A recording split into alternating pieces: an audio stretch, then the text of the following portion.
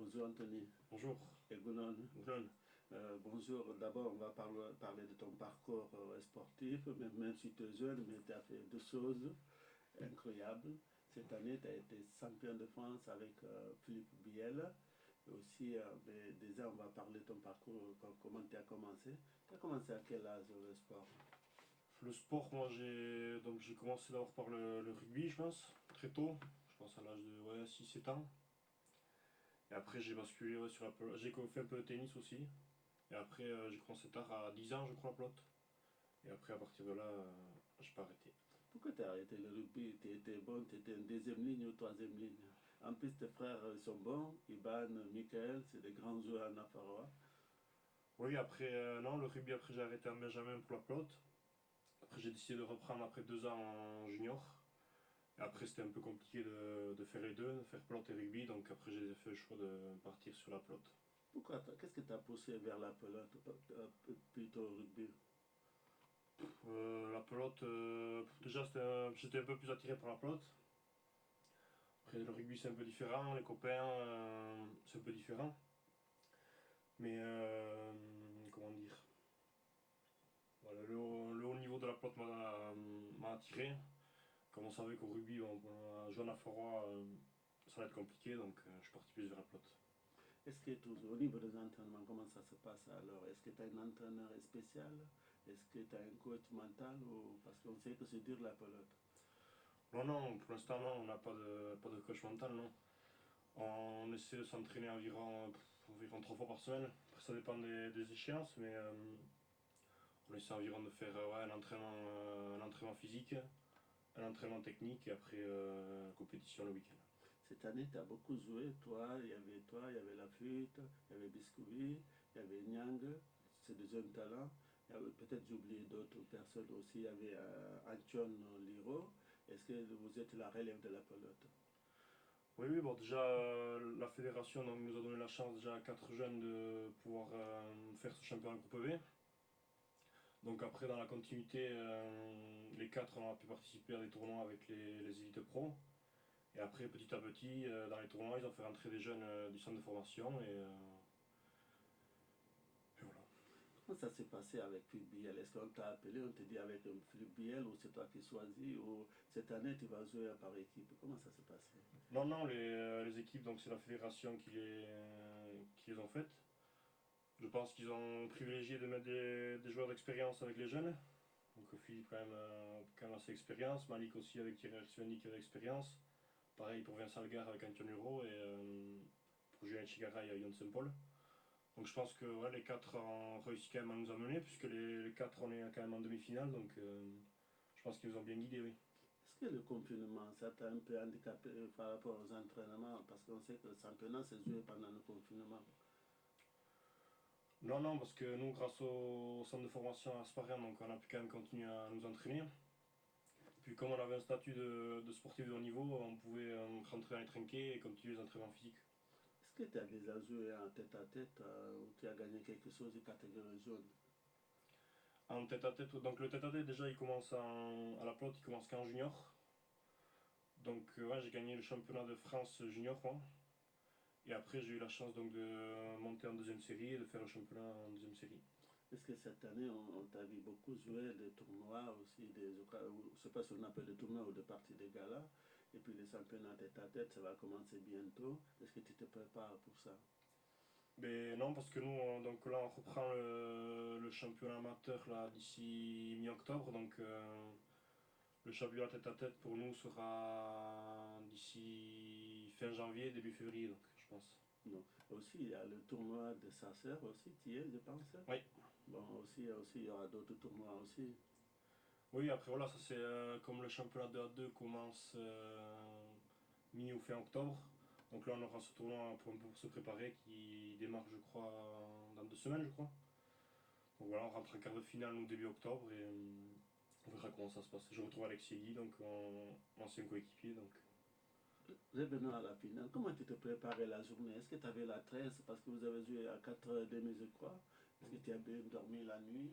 Ou comment ça s'est tu te préparais? Oui, oui, enfin, oui, d'abord ça commence par une bonne nuit de sommeil. Après un petit décrassage le matin. le repas du midi, et après on est parti à Bayonne, un peu d'échauffement et on a commencé la partie.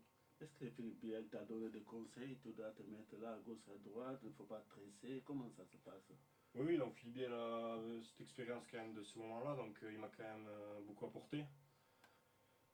Et après, non, après on a fait une bonne entame de partie, je pense que ça nous a bien aidé, et après on est parti devant toute la partie. Et là, par exemple, comme Philippe Biel, tu as joué avec d'autres aussi qui ont une expérience beaucoup cette fois-ci. Oui, voilà, après, donc avec Philippe, donc c'était vraiment le premier championnat ensemble, donc après ce championnat, on a quand même pris un peu d'expérience, donc on savait un peu gérer ces moments-là, quoi. Quand tu as gagné cette finale contre Malik et Thierry Arismendi, tu as pensé à qui? Tu as pensé à quoi? Non, non, sur le moment, je pense que non, non, on pense pas à grand-chose. On a peut-être un peu de temps à réaliser déjà pour commencer. Et non, non, c'est... Moi, c'est que tu avais vu à la finale, tu étais heureux. J'avais pris beaucoup de photos. Malheureusement, la carte SD, ça buguait un peu. Je n'ai pas pu garder ces photos, ces souvenirs. Est-ce que des finales comme ça, tu as la coupe, tu le mets dans ton séminaire ou tu le mets la photo encadrée, c'est toi? Non, non, non, non, les coupes, non, c'est pas le plus important. Le plus important, c'était voilà, de gagner cette finale. Et après la coupe, ouais, c'est juste garder un souvenir de cette finale, quoi. À des années à venir, là, maintenant, qu'est-ce que tu aimerais faire, tes ambitions? Ben, l'objectif, quand même, c'est de passer donc Elite Pro. Donc, voilà, pour cela, il faudra qu'on fasse, je pense, un bon championnat amateur et enchaîner après avec. Peut-être qu'ils vont nous remettre dans ce championnat Elite Pro. Donc, essayer de réaliser le même championnat que l'an dernier. Et voilà. On sait que cette année, vous êtes beaucoup sollicité tous les tournois.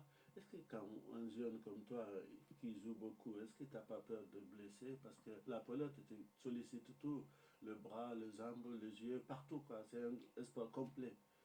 Oui, donc là, en cette fin d'été, là, on ressent quand même un peu de fatigue. Parce que bon, on a enchaîné quand même, on a presque joué quand même 2 fois par semaine, donc là, ça commence à faire beaucoup. Et après, non, c'est surtout, je pense, les 8 meilleurs là, qui enchaînent tous les week-ends. Je pense que ça va être un peu plus compliqué pour eux. Quel pelotari tu aimerais jouer que tu rêves de jouer? Pardon? Quel pelotari que tu aimerais jouer avec? Bien sûr, on rêve de jouer avec les meilleurs et contre les meilleurs. Donc oui, donc l'idéal serait oui, de jouer avec Peyo Lara, ou Mathieu Hospital ou les meilleurs avant. Et Dicasso, tout ça. Oui, jouer contre eux Ils aussi, te oui. font rêver. Oui, oui, oui, bien sûr, on rêve du meilleur, donc on rêve d'affronter le meilleur.